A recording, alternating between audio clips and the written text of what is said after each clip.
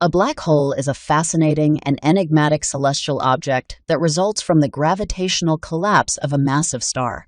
Its gravitational pull is so immense that nothing, not even light, can escape its grasp, rendering it invisible to the naked eye and making it a mystery of the universe.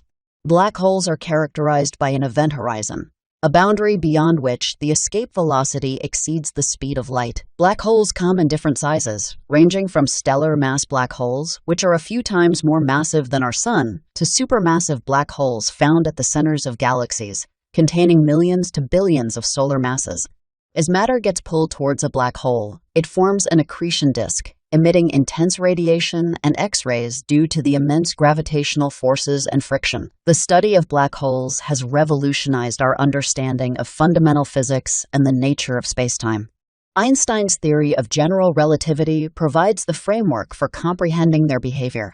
Black holes have been indirectly observed through their gravitational effects on nearby objects and by detecting the radiation emitted from the accretion disks. Despite their mysterious nature, black holes play a vital role in shaping galaxies and the universe itself.